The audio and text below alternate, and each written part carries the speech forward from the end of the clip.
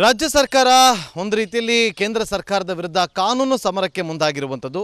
Supreme ಕೋರ್ಟ್ಗೆ writ ಅರ್ಜಿಯನ್ನು ಸಲ್ಲಿಕೆ ಮಾಡೋದಕ್ಕೆ ಮುಂದಾಗ್ತಾ ಇದೆ. ಈ ವಿಚಾರವಾಗಿ ಪ್ರತಿಕ್ರಿಯೆಯನ್ನು ಕೊಡೋದಕ್ಕೆ ನಮ್ಮೊಂದಿಗೆ ಈಗ ಸಂಸದರಾಗಿರುವಂಥ ಮುನಿಸ್ವಾಮಿ ಇದ್ದಾರೆ. ಮುನಿಸ್ವಾಮಿ ಇವತ್ತು ಸಿದ್ದರಾಮಯ್ಯವರು ಪತ್ರಿಕಾಗೋಷ್ಠಿಯನ್ನು ನಡೆಸಿ ಕೇಂದ್ರ ಸರ್ಕಾರದ ವಿರುದ್ಧ ಕಾನೂನು ಸಮರಕ್ಕೆ ಮುಂದಾಗ್ತಾ ಇದ್ದೀವಿ ಅಂತ ಹೇಳಿಕೆಯನ್ನು ಕೊಟ್ಟಿದ್ದಾರೆ. 5 ತಿಂಗಳಾಯಿತು, ಇಲ್ಲಿಯವರೆಗೂ ಕೂಡ ನಮಗೆ ನಯಾ ಪೈಸಾ ಬಂದಿಲ್ಲ ಅಂತೇಳಿ ಆರೋಪ ಮಾಡಿದ್ದಾರೆ.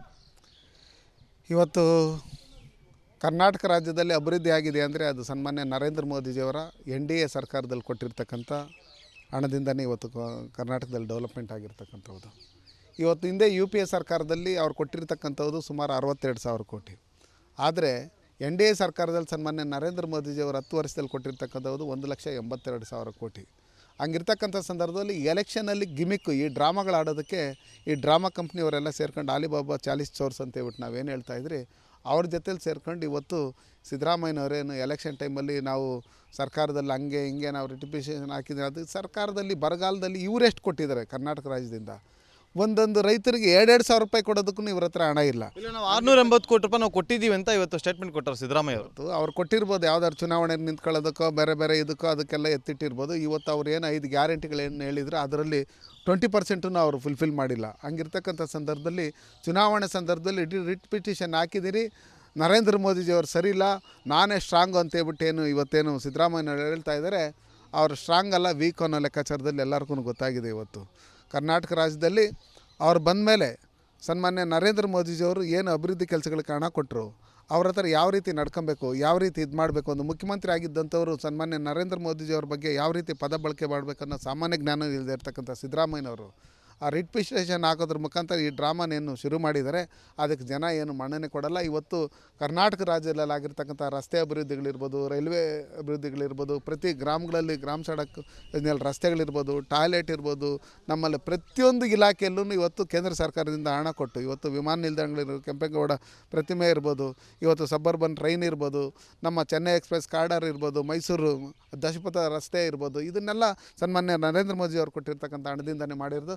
ಸಿದ್ದರಾಮಯ್ಯನವರು 7 ತಿಂಗಳಿಂದನೂ ಇವರು ಮುಖ್ಯಮಂತ್ರಿ ಆಗಿ ಏನೇನು ಅಭಿವೃದ್ಧಿ ಕೆಲಸಗಳು ಮಾಡಿದ್ದಾರೆ ಅಂತ ಹೇಳ್ಬಿಟ್ಟು ಜನಗಳಿಗೆ ಅವರ ಅಂಕಿಅಂಶಗಳನ್ನು ಕೊಡಬೇಕು. ಇವತ್ತು ದಲಿತರ ಪರ್ವ ನಾನು ಅಹಿಂದ ನಾಯಕ ಅಂತ ಹೇಳ್ಕೊಂಡಿರ್ತಕ್ಕಂಥ ಸಿದ್ದರಾಮಯ್ಯನವರು ಸುಮಾರು 14,282 ಕೋಟಿ ಹಣವನ್ನು SC ಜನಾಂಗದ ಅಭಿವೃದ್ಧಿಗೋಸ್ಕರ ಮೀಸಲಿಟ್ಟಿರ್ತಕ್ಕಂಥ ಹಣವನ್ನು ಇವತ್ತು ದಲಿತರಿಗೆ ಮೋಸ ಮಾಡೋದ್ರ ಮುಖಾಂತರ ಅದನ್ನು ಕಿತ್ತು ಇವತ್ತು ಅವ್ರ 5 ಗ್ಯಾರಂಟಿಗಳಿಗೆ ಬಳಸಿ ಅದರಲ್ಲಿ ಅರ್ಧ ದುಡ್ಡನ್ನು ಇವರು ಗುಳುಮ್ ಮಾಡಿರ್ತಕ್ಕಂಥದ್ದು. ಇದನ್ನೆಲ್ಲ ನೋಡ್ತಾ ಇರ್ತಕ್ಕಂಥ ಸಂದರ್ಭದಲ್ಲಿ ನಾವು ಸಿದ್ದರಾಮಯ್ಯನವ್ರ ಮೇಲೆ ಕೇಸ್ ಹಾಕಬೇಕು.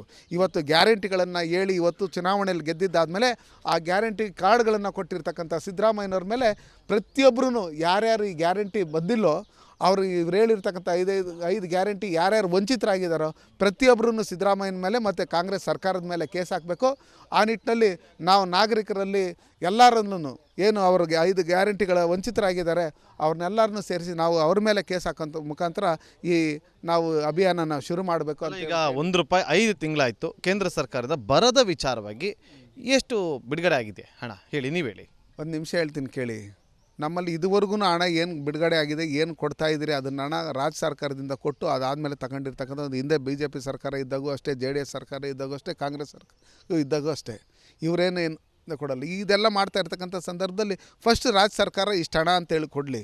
ಹಿಂದೆ ಏನೇನು ದುಡ್ಡು ಬಂದಿತ್ತು, ಏನೇನು ಖರ್ಚು ಮಾಡಿರಿ, ಏನೇನು ಕೊಟ್ಟಿದ್ದೀರಿ ಅನ್ನೋ ಲೆಕ್ಕಾಚಾರ ಅಂಕಿಅಂಶಗಳನ್ನು ತಗೊಂಡು ಫೈನಾನ್ಸ್ ಡಿಪಾರ್ಟ್ಮೆಂಟಲ್ಲಿ ಅದನ್ನು ದಾಖಲೆಗಳನ್ನು ಸಲ್ಲಿಸಿ ಅದಾದಮೇಲೆ ತಗೊಳ್ಳೋಂಥ ಪ್ರೋಸೆಸ್ ಇರುತ್ತೆ. ಆ ಪ್ರೋಸೆಸ್ನೇ ಇವ್ರನ್ನ ಸರಿಯಾಗಿ ಮಾಡಿದೆ, ಅದರಲ್ಲೇ ಫೈಲೂರ್ ಆಗಿ ಇವತ್ತು ರಿಟ್ ಪಿಟಿಷನ್ ಆಗ್ತಾಯಿದೆ ಅಂತ ಹೇಳ್ಬಿಟ್ಟು ಹೇಳ್ತಾ ಇರ್ತಕ್ಕಂಥ ಸಿದ್ದರಾಮಯ್ಯನವರು ಅವ್ರು ಎಷ್ಟೋ ಬಾರಿ ಫೈನಾನ್ಸ್ ಇದನ್ನು ನಾನು ಹಣಕಾಸು ಆಗಿ ನಾನು ಬಜೆಟ್ನ ಮಂಡಿಸಿರ್ತೀನಿ ಅಂತ ಹೇಳ್ಬಿಟ್ಟು ಹೇಳ್ತಾರೆ. ಸಾಮಾನ್ಯ ಜ್ಞಾನವೂ ಇಲ್ಲ ಅನಿಸುತ್ತೆ ಅವ್ರಿಗೆ. ಅದನ್ನು ನಾನು ಕೇಂದ್ರದಿಂದ ಹಣ ತಗೋಬೇಕಂದ್ರೆ ಏನೇನು ಇದಿರುತ್ತೆ, ಯಾವ ರೀತಿ ನಾನು ಪ್ರಕ್ರಿಯೆಗಳಿರುತ್ತೆ ಅದನ್ನು ಮಾಡಿದೆ. ಇವತ್ತು ಅದರಲ್ಲೆಲ್ಲ ಫೈಲೂರ್ ಆಗಿ ಇವತ್ತು ಜನಗಳನ್ನು ದಿಕ್ತಪ್ಸಂಥ ನಿಟ್ಟಿನಲ್ಲಿ ರಿಟ್ ಪಿಟಿಷನ್ ಆಗ್ತೀನಿ ಅಂತ ಹೇಳ್ಬಿಟ್ಟು ಚುನಾವಣಾ ಸಂದರ್ಭದಲ್ಲಿ ನೀವು ಹೋಗ್ತಾ ಇದ್ದರೆ ಯಾವುದೇ ರೀತಿಯಾದಂಥ ಸಕ್ಸಸ್ ಅವರಾಗಲ್ಲ. ಸನ್ಮಾನ್ಯ ನರೇಂದ್ರ ಮೋದಿಜಿಯವ್ರ ಸರ್ಕಾರ, ನಾವೇನು ಸಂಸದರಿದ್ದೀರಿ, ನಮ್ಮ ಸಚಿವರಿದ್ದೀರಿ, ನಮ್ಮ ಭಾರತೀಯ ಜನತಾ ಪಾರ್ಟಿ ಕರ್ನಾಟಕದ ಪರವಾಗಿರೋದ್ರಿಂದನೇ ಅವ್ರ ಥರ ನಾವು ಮೇಕೆದಾಟು ಮಾಡ್ತೀರಿ, ಅದು ಮಾಡ್ತೀರಿ, ಇದು ಮಾಡ್ತೀರಿ, ಹಂಗೆ ಹೇಳ್ತೀರಿ, ಹಿಂಗೆ ಹೇಳ್ತೀರಿ ಅಂತೇಳಿ ಜನಗಳ ಕಿವಿಯಲ್ಲಿ ದಾಸವಾಳ ಇಟ್ಟು ಇವತ್ತೇನು ಅಧಿಕಾರಕ್ಕೆ ಬಂದು ಇವತ್ತು ಒಂದು ಕಮ್ಯುನಿಟಿಯವ್ರನ್ನ ಮೆಚ್ಚೋದಕ್ಕೋಸ್ಕರ ಅವ್ರಿಗೆ 10,000 ಕೋಟಿ ಕೊಡ್ತೀನಿ ಅಂತ ಹೇಳ್ತಾ ಇದ್ದಾರೆ. SC ಜನಾಂಗದ 14,282 ಕೋಟಿ ಹಣವನ್ನು ಗುಳುಮ್ ಮಾಡಿರ್ತಕ್ಕಂಥ ಸಿದ್ದರಾಮಯ್ಯನವರು ಜನರನ್ನ ಕ್ಷಮೆಯಾಚನೆ ಮಾಡಿ ಅವ್ರು ಕೂಡಲೇ ರಾಜೀನಾಮೆ ಕೊಡಬೇಕಂತೇಳಿ ಒತ್ತಾಯ ಮಾಡ್ತೀನಿ. ಇದಾಗಿತ್ತು ಸಂಸದರಾಗಿರುವಂಥ ಮುನಿಸ್ವಾಮಿ ಅವರ ಮಾತು. ಕೂಡಲೇ ಸಿದ್ದರಾಮಯ್ಯ ರಾಜೀನಾಮೆ ಕೊಡಬೇಕು ಅಂತೇಳಿ ಖುದ್ದು ಸಂಸದರು ಆಗ್ರಹಿಸಿದ್ದಾರೆ. ನಾಗೇಂದ್ರ ಬಾಬು, ರಿಪಬ್ಲಿಕ್ ಕನ್ನಡ, ನವದೆಹಲಿ.